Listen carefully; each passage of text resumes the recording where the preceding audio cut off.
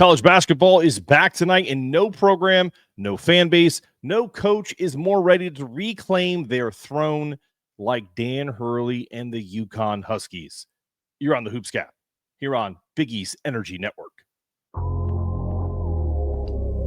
Let's get it, let's get it, let's get it, let's get it, let's get it, let's get it.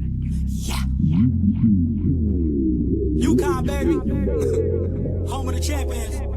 Let's go.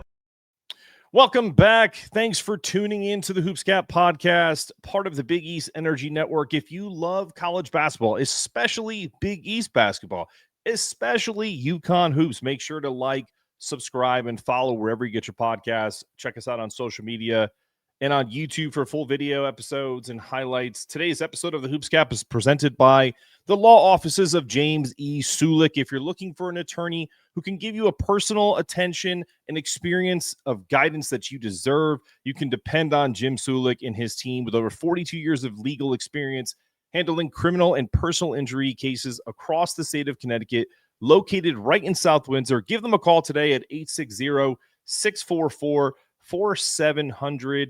That's the law offices of James E. Sulick. Same day free emergency consultations are available. Check them out. Make sure you get that number. It's going to roll across the ticker for a minute here.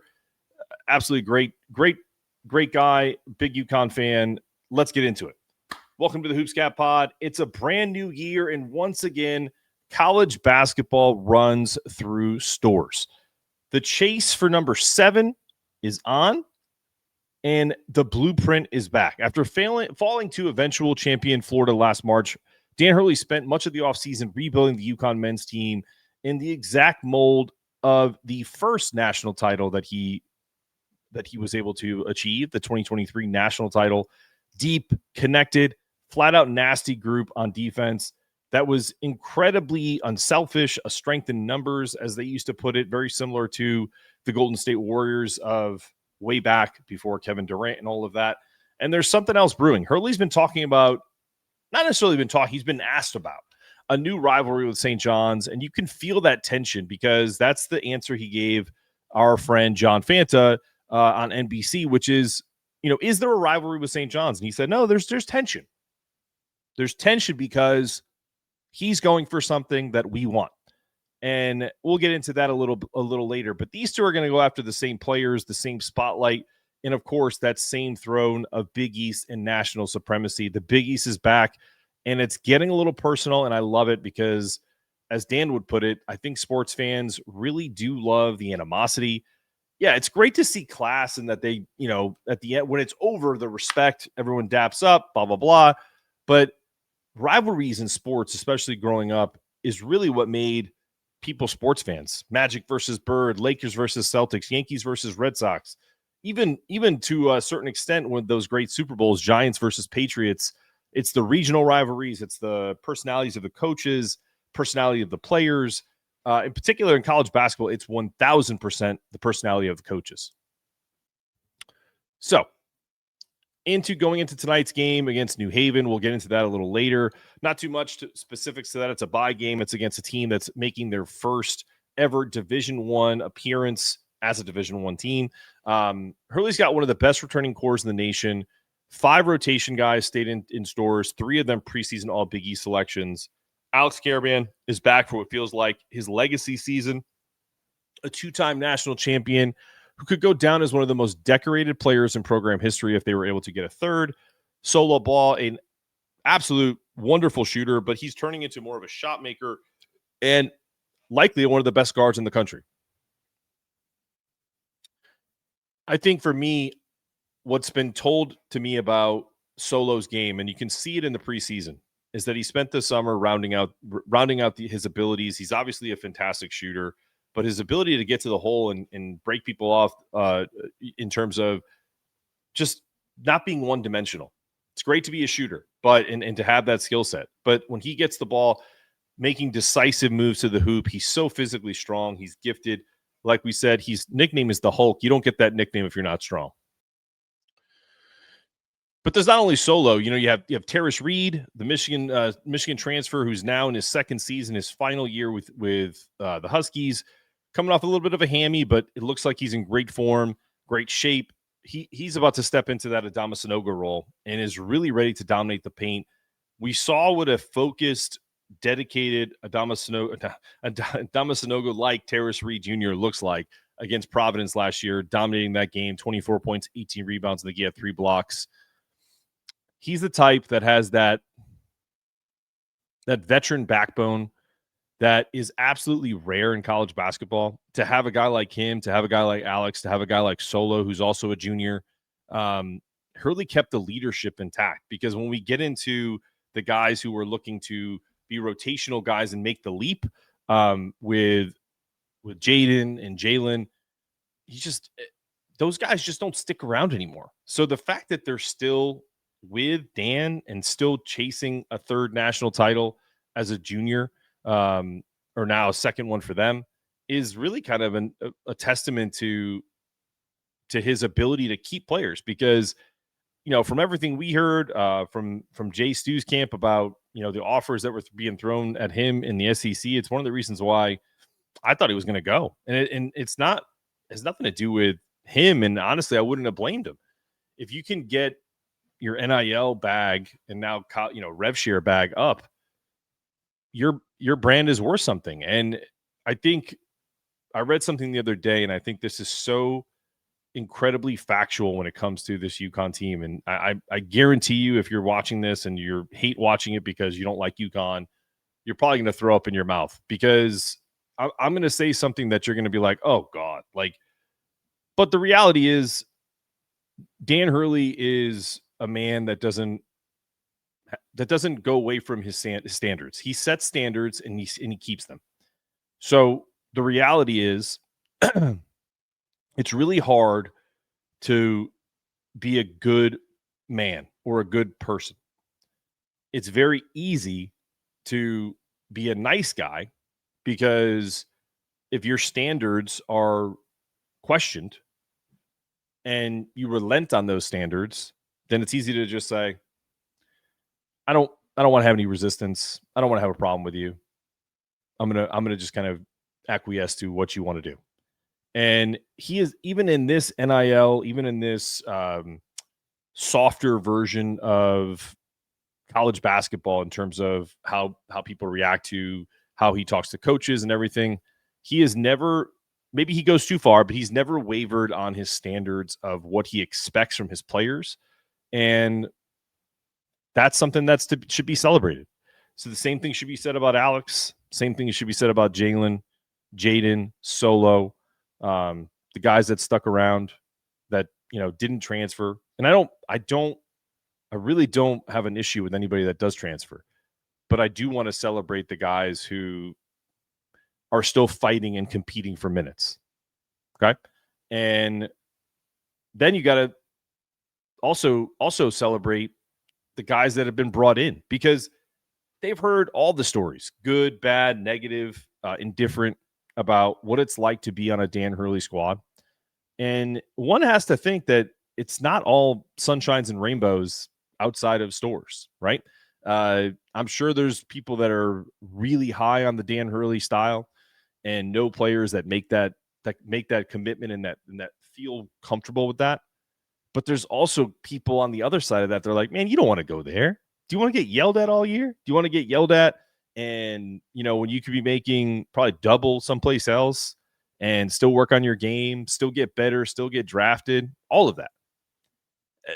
Whether it's your boys, whether it's your family, whether it's your cousin's uncle, whether it's your agent, all of that goes on.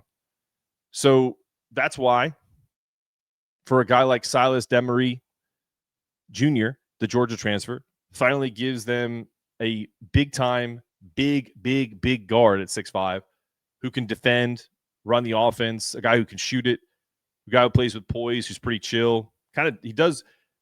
I know people keep using the Tristan Newton stuff, but he does remind you of that kind of, like, he'll talk, he'll be, he'll give you, his whatever it is, that's Tristan's, but he'll give you some sauce, but he's not like Malachi. Malachi Smith, Bronx guard, brings a little more of an edge. He's a spark plug.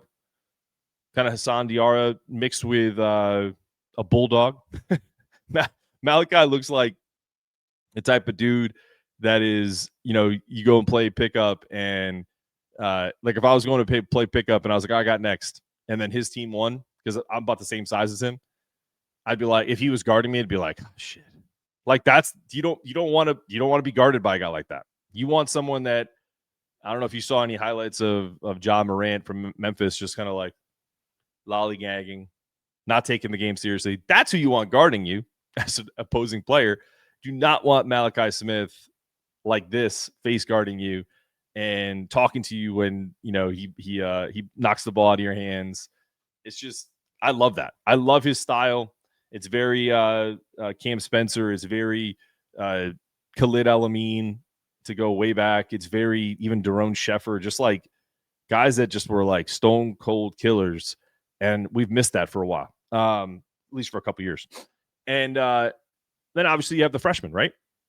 You got, and before I even get into that, Alec Melander. Good God, man. I love this kid. Dwayne Caroma. I love those kids. Mid-major, tough, hard-nosed, know how to win. Come to a program, going to fight for minutes, going to be giving you everything they have for the 7 to 10 minutes they play a game. And also, doesn't hurt that Alec is an elite shooter. Doesn't hurt that Dwayne Caroma is built like a goddamn Greek god. The dude is yoked, and he's incredibly fast, and he's a lefty. I love lefties. Lefties are incredibly difficult to guard because the entire year you're playing against righties. 96% of the folks, I'm sure that's a true stat, are right-handed. So you're going up against righties all the time, and all of a sudden you got 4 lefties to deal with in this offense. It's a nice little advantage. I love it. Eric Riba, 7-1 freshman, already drawing some Donovan Clingan comparisons in terms of the way his defense has been changing shots and just his length. Is he blocking a million shots like Donovan? No. Is he as big as Donovan? No. Does he play like him? Not really.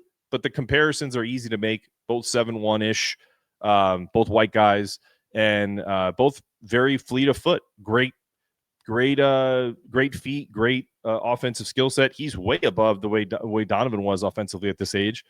The defensive side, the impact, we'll see. And we really only got to see one small snippet of Braylon Mullins, preseason Big East Freshman of the Year.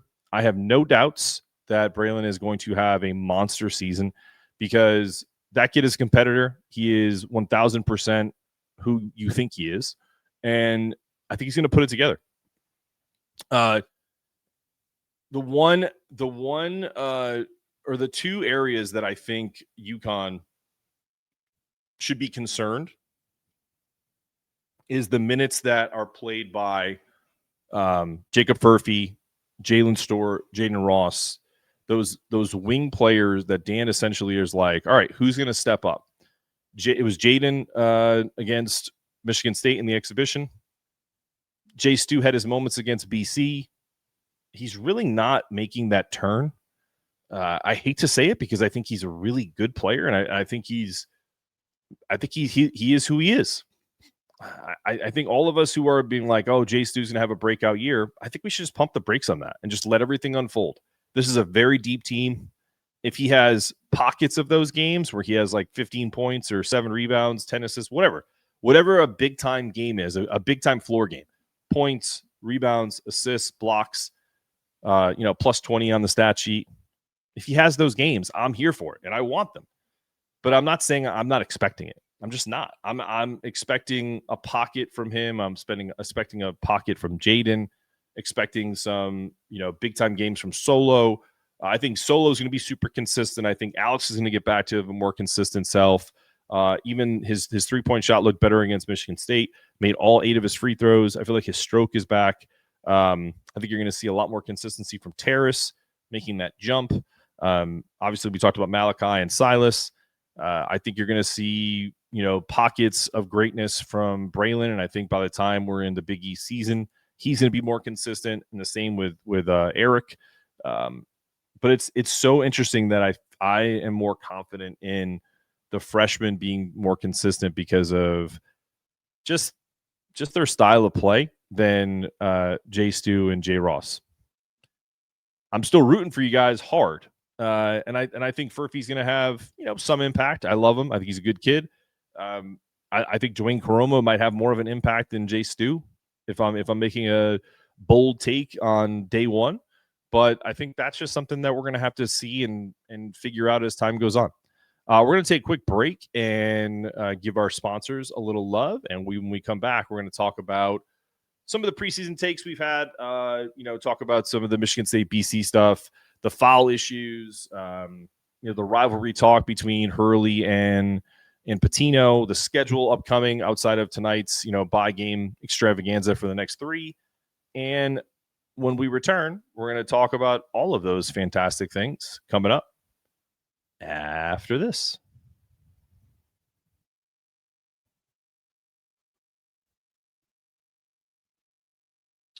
Again, if you're looking for an attorney who can give you the personal attention and experience and guidance you deserve, no matter what it is, DUI, criminal offenses, personal injury, the law offices of James E. Sulick is who you need to have to go talk to.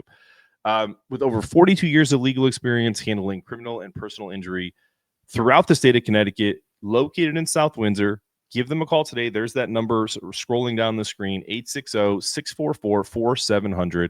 That's 860-644-4700. They have same-day free emergency consultations. And Jim has told me personally he will talk to anybody that has any connection to this podcast. If they have any legal questions for free, just get a quick free consultation, and then he'll give you a very curated package of what it would cost to have him and his team work on your case. If you talk to James or talk to Jim at his office, make sure you mention me, Mark Zanetto, Big East Energy, and everything we do at the podcast here. Tell them where you found out where you could utilize his services, and we're gonna get you squared away. So again, James E. Sulick, call today, 860-644-4700 to get your free consultation today. You don't want to miss out.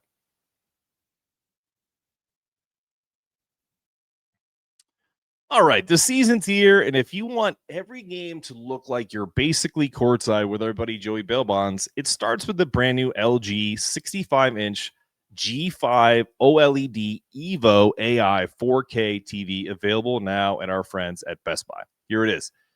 It is absolutely brilliant. Unreal color in a buttery smooth 120 hertz refresh rate that makes every fast break pop. The one-wall design sits flush, no gap, no clutter, just pure basketball beauty on your wall. And with that AI Picture Pro and Dolby Vision IQ, it automatically adjusts with AI Picture Pro and Dolby and automatically adjusts to your room's light, so you always get that arena bright feel. Just a couple of quick reviews I picked up randomly off Best Buy's site. 5-star review about their LG OLED. Jason D posted 2 days ago. I would recommend this to any friend. This reviewer received an absolute 5-star rating. Great colors, great picture. I love everything about it. And then, of course, I couldn't not let you know about Dragon 52. You have to call me Dragon. That's the first thing I thought of is Step Brothers. But Dragon 52 gave it a 5-star review as well. This TV blows my Panasonic out of the water. A very crisp, very clear picture and sound. This TV is built for the upcoming basketball season. From Big East tip off to March Madness, use the link in the description or hit the shop now button that you'll see when it's running. It'll be up in that top corner. You don't need Black Friday deals to get savings with Best Buy. Get that LG OLED Evo AI wherever you get your TVs at bestbuy.com.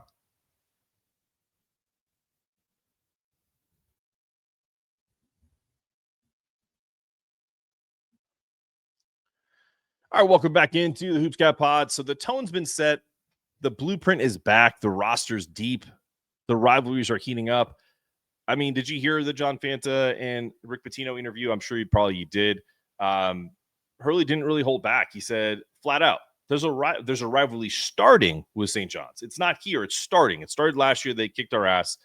The year before, we took them to school, basically. You got, Hurley and Pitino recruiting New York, both selling culture and both chasing Big East dominance. I think that's the fun part of this, right?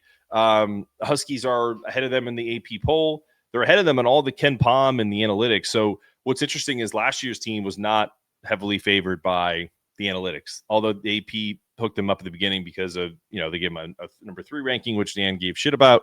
But I do think it's interesting that St. John's is not an analytics darling, and mostly because there's just not a lot of data to suggest that this group of talent can mesh together. But it is Rick Pitino. He does have a way of putting teams together. So that competition I'm excited for. The Huskies start the year ranked 4th in the AP poll. I think they're like 5-5 in Ken Palm and evanmia.com. The schedule's loaded. Outside of the New Haven, the Columbia, and the UMass Lowell game, then you have BYU, Illinois, Arizona, Florida, Kansas, Texas. What that tells me, again, is that Dan Hurley wants his team to be tested early before the Big East season, and I don't think the Big East season is going to be any easier. I know these games are going to be tougher, and road games. It's one home game. I think the rest are neutral sites, but Boston and New York. I think he wants to coach this season with a little less ego, and I think that's a good idea. I think he needs to get back to his roots, talking about humility and talking about his faith and everything that got him here is really the way to go. But make no mistake about it. If they win number 7, he's going to be – I think he's going to be incorrigible. Like, he's probably just going to be like, what are they going to say now? He'll be out here doing this. I really do feel that, these bye games are going to be interesting because if I think it's going to give some run to some guys that can get some minutes early. The Jay Stews, the Jay Rosses, the Furfies, the Melanders, Paroma. These are the players that once the season gets tough, we're going to need long stretches, especially if they have issues with fouling, like they did last year and this year. So we'll see how this season's going to be officiated. It's not essentially a concern yet, but it can be if it starts that way. So what about tonight? It's the Chargers' first Division I game ever. It's in Gamble. It's a chance for the Huskies to set the tone under the real lights. I have one more thing I want to show you guys. And I want to make sure everyone understands that everything we do at the show has a charitable aspect to it. I always give back to, in this case, the Boys and Girls Club of Connecticut. I was a Meriden Boys Club kid. I absolutely adore those programs and everything that they're about. You can donate here just yourself. That's a $10 a month donation that goes directly to. You'll see the logo. It's a legit foundation, Connecticut Alliance of Boys and Girls Club. If you don't believe me, hit up Don Miletto. Make sure you know that him and I are connected at the hip on this. We also have had a couple more players show some interest, in particular one with Hassan Diarra, and I'll just let him tell you. This is Hassan Diarra there, and I'm proud to support the Big East Energy Network and their partnership with the Alliance of the Boys and Girls Clubs of Connecticut. They're donating a portion of their sponsorships to help kids across the state, giving them mentorship, resources, and a safe place to go. I've seen programs like this change lives, and it's something I truly believe in. If you care about basketball and giving back, get behind this movement and help us make a difference.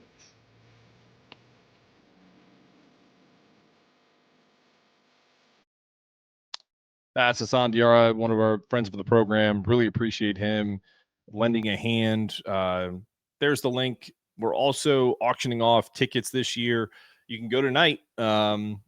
Bidding's still open. If you look at, if it's not there, hit me up. I'm going to work something out. If people aren't bidding on this because it's a buy game and it's New Haven, I'll just give these tickets away tonight. So if you want to go to Gamble tonight and you want to go see a game for free, or maybe we can work something out where you donate, a small face value of what the ticket is. I think they're like $20-$30 a piece, and we have 2. Appreciate Big Larry hooking us up and having tickets pretty much for the whole year at Gamble. This is another episode of the Hoops Cat Pod. We really appreciate everybody that is supporting us, and we're so excited about this season. I think it's going to be a great one.